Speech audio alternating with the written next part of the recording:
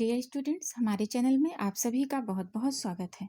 इस वीडियो में आप देख रहे हैं आलोक धनवा की पतंग कविता की व्याख्या। इस व्याख्या को आप बहुत ही सरल शब्दों में देखेंगे, बहुत ही आसानी से समझ पाएंगे जल्दी से। बहुत महत्वपूर्ण है, बहुत पूछा जाता है, पतंग कविता की व्याख्या बहुत पूछी जाती है। तो इस वीडियो को आइए देखते हैं, ध्यान से देखिएगा।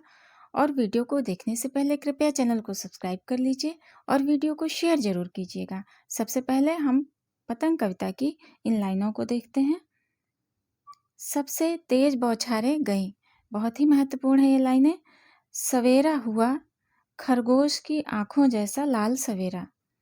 शरद आया पुलों को पार करते हुए, अपनी नई चमकीली साइकिल तेज चलाते हुए, घंटी बजाते हुए जोर जोर से, चमकीले इशारों से बुलाते हुए, पतंग उड़ाने वाले बच्चों के झुंड को। अब आप इन लाइनों की व्याख्या देखिए और प्रसंग और संदर्भ के साथ अब इन लाइनों की आप व्याख्या देखेंगे। पहले हम संदर्भ देखेंगे, फिर प्रसंग। प्रस्तुत काव्यांश हमारी हिंदी की पाठ्य पुस्तक में संकलित पतंग शीर्षक कविता से उद्घृत है, जिसको मूल रूप से आलोक धनवा जी के काव्य संग्रह दुनिया रोज बनती है से लिया गया है। ये आप संदर्भ में लिखेंगे। प्रसंग में आप लिखेंगे, इन पंक्तियों में कवि ने प्रकृति में जो परिवर्तन हुए उससे प्रकृति सौंदर्य तथा बालकों को प्रकृति द्वारा पतंग उड़ाने के लिए निमंत्रण का विचार प्रस्तुत किया है। आइए इन लाइनों की व्याख्या देखते हैं, भावार्थ देखते हैं इन लाइनों का, या अर्थ देखते हैं, आप अर्थ भी कह सकते हैं। प्रस्तुत पंक्तियों में कवि ने वर्षा ऋतु के समाप्त होने तथा शरद ऋतु के आगमन के सौंदर्य का वर्णन किया है। आलोक जी कहते हैं कि वर्षा ऋतु में जो बादलों से तेज बारिश होती है वह अब समाप्त हो चुकी है। भादों का महीना जिसमें काली घटाएं छाई रहती हैं वह भी पूर्ण हो गया है, अर्थात अब अंधकार खत्म हो रहा है, उजाले से भरा हुआ नया सवेरा हो रहा है। जिस प्रकार खरगोश की आंखें चमकती हैं उसी प्रकार शरद ऋतु की सुबह लाल रंग से चमक रही है। सभी दिशाएं खिली हुई हैं, आसमान साफ दिखाई दे रहा है। शरद रूपी प्रकाश जिसमें सब हरा भरा खुशहाल दिखाई देता है वह अंधेरे भादों के पुलों को पीछे छोड़कर आ गया है। शरद ऋतु का मानवीकरण करते हुए कवि कहते हैं कि वह एक डाकिये के समान अपनी सुंदरता की साइकिल चलाते हुए और बार बार इसकी घंटी को बजाते हुए तथा सूर्य के प्रकाश से चमकीले आसमान की सुंदरता, ओस की बूंदों की चमक, प्रकृति के अनेक सौंदर्यमयी दृश्य को दिखाते हुए शरद ऋतु पतंग उड़ाने वाले बच्चों के समूह को निमंत्रण देती है, अर्थात शरद ऋतु की जो सुंदरता है बच्चों को अपनी ओर आकर्षित करती हुई उन्हें अपने साथ खेलने के लिए बाधित कर रही है। अब इन लाइनों का आप काव्य सौंदर्य देखिए। पहले भाव पक्ष देखेंगे। शरद ऋतु में प्रकृति सौंदर्य का आकर्षण सभी को अपनी ओर आकर्षित करता है। कला पक्ष का सौंदर्य देखिए। सरल सरस प्रवाहमयी भाषा की सुंदरता पूर्ण पद्यांश में विद्यमान है। अनुप्रास, रूपक व पुनरुक्ति प्रकाश अलंकार का सुंदर प्रयोग पद्य में हुआ है। इन लाइनों में प्रकृति के मानवीकरण रूप का विशेष प्रकार से दृश्य प्रस्तुत किया गया है। प्रकृति के आलंबन व अलंकारिक रूप को भी कवि द्वारा प्रस्तुत किया गया है। आइए ये दूसरा पद्यांश देखते हैं। चमकीले इशारों से बुलाते हुए और आकाश को इतना मुलायम बनाते हुए कि पतंग ऊपर उठ सके, दुनिया की सबसे हल्की और रंगीन चीज उड़ सके, दुनिया का सबसे पतला कागज उड़ सके, बांस की सबसे पतली कमानी उड़ सके, कि शुरू हो सके सीटियों, किलकारियों और तितलियों की इतनी नाजुक दुनिया।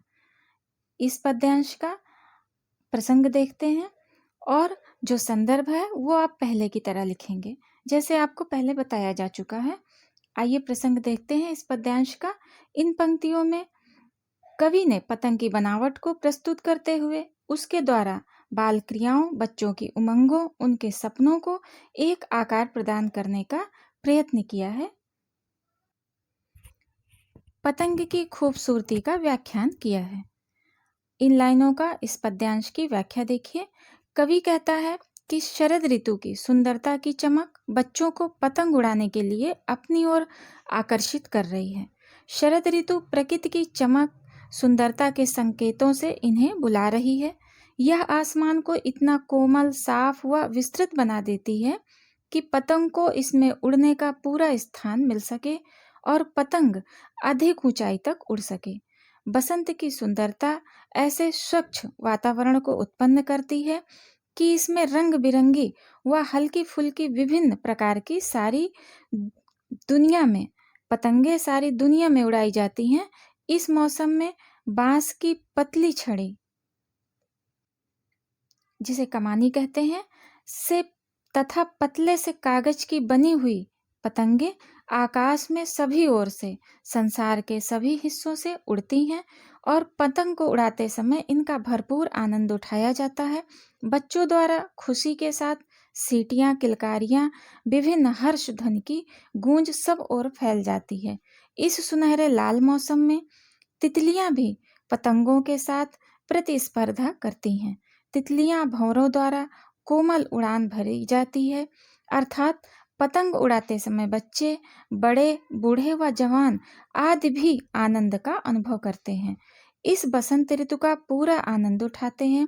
बाल सुलभ क्रियाओं को पतंगबाजी द्वारा प्रस्तुत किया गया है।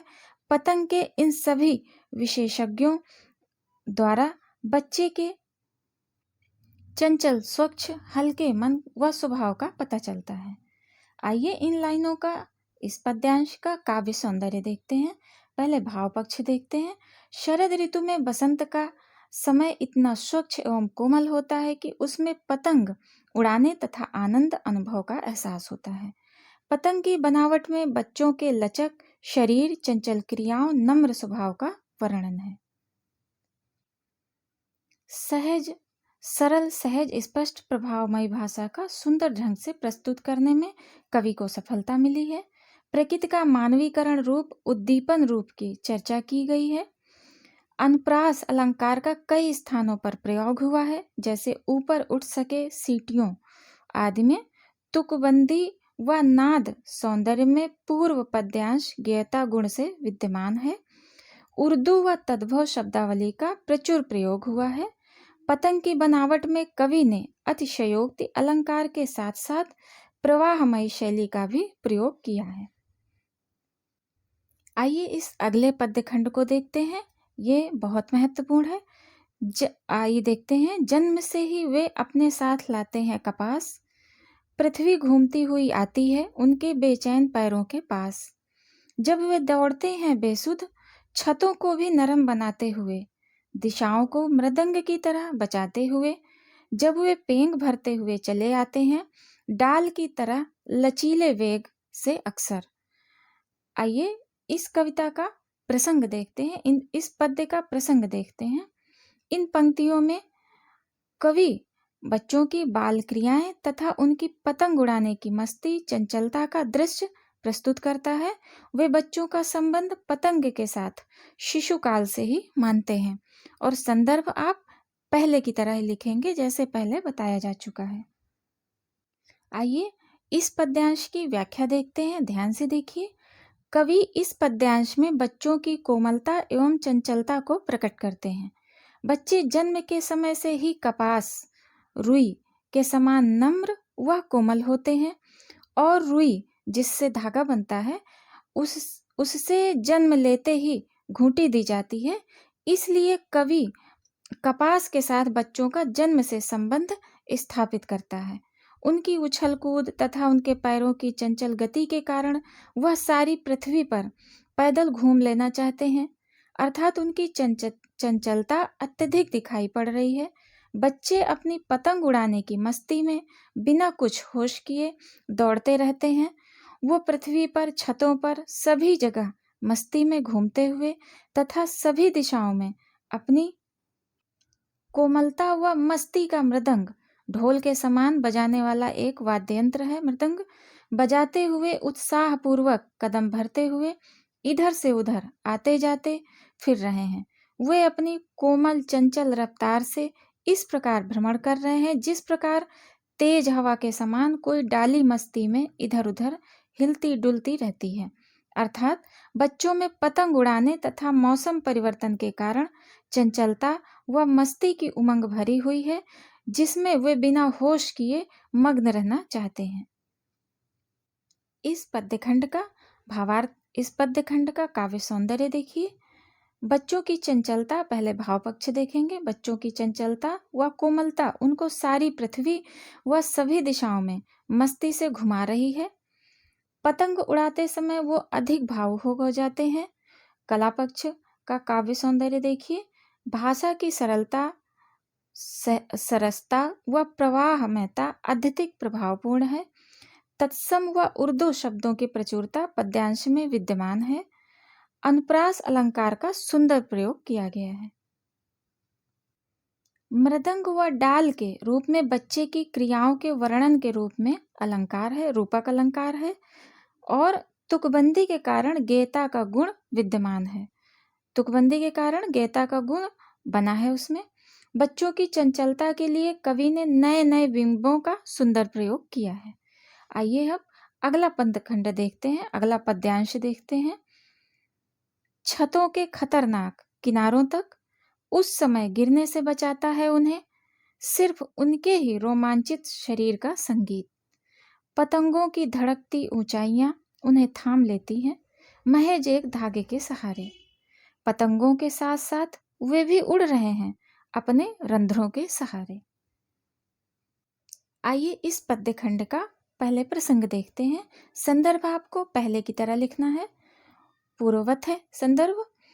प्रस्तुत पंक्तियों में कवि ने बच्चों की निर्भयता व अनजानेपन के कारण खतरों से खेलने की क्रियाओं का वर्णन किया है और उनकी उमंगें व आशाएं पतंग की ऊंचाइयों के समान विस्तृत हैं।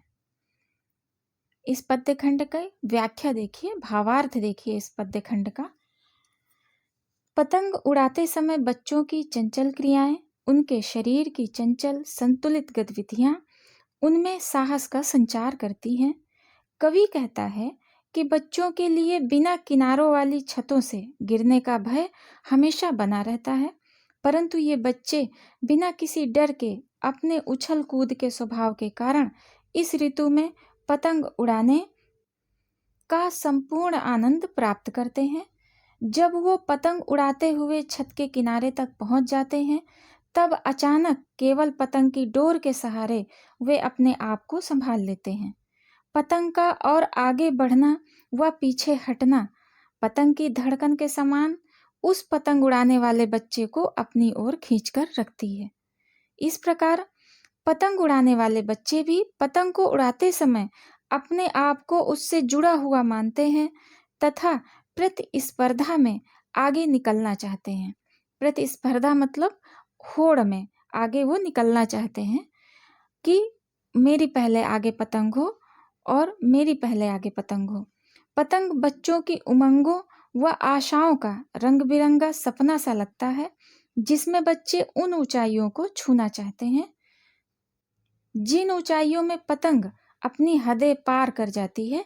इस प्रकार बच्चे अपनी छिंद्र के समान छोटी सी आशाओं द्वारा पतंग की ऊंचाइयों को छूने के प्रयत्न करते हैं। इन पंक्तियों का, इस पद्यांश का काव्य सौंदर्य देखिए। पहले भाव पक्ष देखते हैं। डूबते को तिनके के सहारे के समान बच्चे अपने चंचल चुस्त संतुलित शरीर के द्वारा अपने आप को पतंग के सहारे बचाते हैं। बच्चों की आशाओं व उमंगों की ऊंचाइयों के प्रतीक रूप में पतंग की ऊंचाइयां हैं। कला पक्ष का काव्य सौंदर्य देखिए। सहज सरल प्रवाहमयी भाषा का सौंदर्यात्मक प्रयोग है। उर्दू व तद्भव शब्दावली का प्रचुरता के साथ तत्सम शब्दों की उचित मात्रा में प्रयोग हुआ है। अनुप्रास अलंकार का बहुत ही सुंदर प्रयोग हुआ है। नए उपमानों, नए प्रतीकों व नए बिंबों का सौंदर्य वृद्धि में महत्वपूर्ण स्थान है।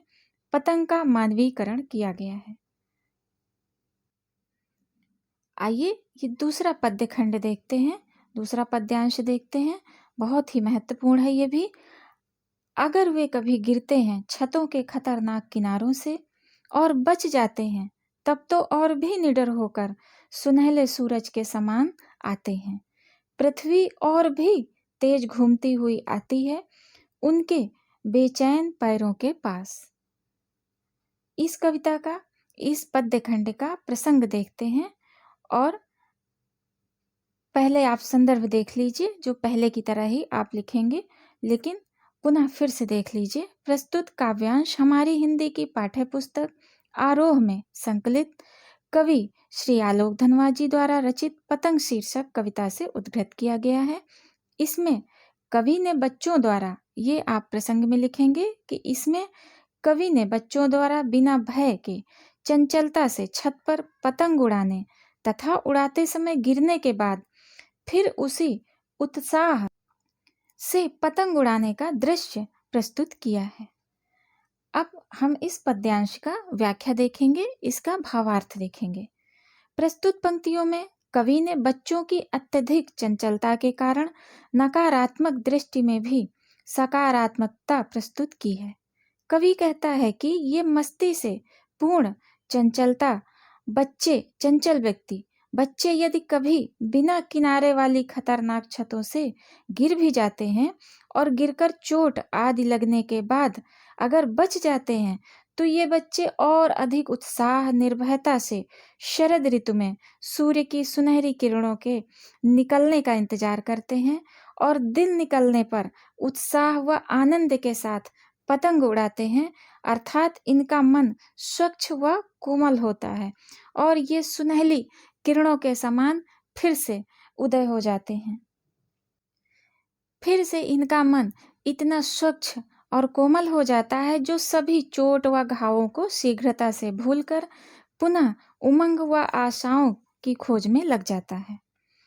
तब इस समय वे पृथ्वी का तेज गति से ऋतु परिवर्तन करने अथवा अपनी परिक्रमा पूरी करने का इंतजार करते हैं। वे कहते हैं कि जल्द से भादों आकर जाए, शरद व बसंत की ऋतु पुनः आ सके, जिसमें वह पहले से भी दुगने उत्साह के साथ मस्ती व पतंगबाजी कर सकें। बच्चे और नई नई गतिविधियों व नई नई पतंग को सबसे ऊंचा उड़ाने का हौसला रखते हैं। वह अपनी चंचलता के द्वारा नई आशाओं व उमंगों को पूर्ण करना चाहते हैं, क्योंकि हर अंधेरे के बाद प्रकाश व रात के बाद सुबह का आगमन निश्चित है। आइए इस पद्य खंड का काव्य सौंदर्य देखते हैं। पहले भाव पक्ष देखते हैं। कवि निराशा के बाद आशा की प्राप्ति का भादों मतलब अंधेरे के बाद शरद प्रकाश के द्वारा संदेश देना चाहता है। मतलब अंधेरे के बाद प्रकाश का वो संदेश देना चाहते हैं। इन पंक्तियों में कवि असफलता के बाद दोबारा सफलता के लिए दुगने उत्साह के साथ कर्म करने का भाव प्रकट कर रहे हैं। इन पंक्तियों का कला पक्ष का काव्य सौंदर्य देखिए। कवि ने साधारण शब्दों के द्वारा महत्वपूर्ण संदेश की गंभीरता को प्रकट किया है। भाषा की सरलता, सहजता व प्रवाहमयता प्रभावपूर्ण सिद्ध हुई है। कवि द्वारा सभी पंक्तियों में विशेषण प्रयोग पर विशेष बल दिया गया है। अनुप्रास अलंकार का सुंदर प्रयोग हुआ है। उर्दू व तद्भव शब्दावली का प्रचुर मात्रा में प्रयोग है। तुकबंदी के कारण गेयता का गुण है। नए बिंबों का कवि ने सुंदर प्रयोग किया है। डियर स्टूडेंट्स, आशा करते हैं कि आपके लिए हमारा यह वीडियो बहुत ही उपयोगी होगा और बहुत ही महत्वपूर्ण वीडियो है। यह कविता बहुत ही महत्वपूर्ण है। आप ध्यान से इसको बार बार देख करके इसकी तैयारी कर लीजिए। इसकी व्याख्या बहुत पूछी जाती है।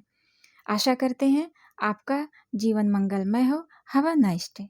और वीडियो को हमारे ज़रूर शेयर करिएगा, चैनल को सब्सक्राइब कर लीजिएगा और क्लास 12th के बच्चे हमारे अन्य वीडियोस को देखने के लिए प्लेलिस्ट में देखें class 12th Hindi class 12th, और उसमें आप भक्तिन का सारांश देखेंगे। उसमें आप अन्य रचनाकारों की जीवनी, महादेवी वर्मा, हरिवंश राय बच्चन, कुबेरनाथ राय, कुंवर नारायण, सबकी आप जीवनी देखेंगे। आत्म परिचय के प्रश्नोत्तर देखेंगे। तो हमारे चैनल को सब्सक्राइब करके और देखते रहिए और अपने लक्ष्य को प्राप्त कीजिए। धन्यवाद।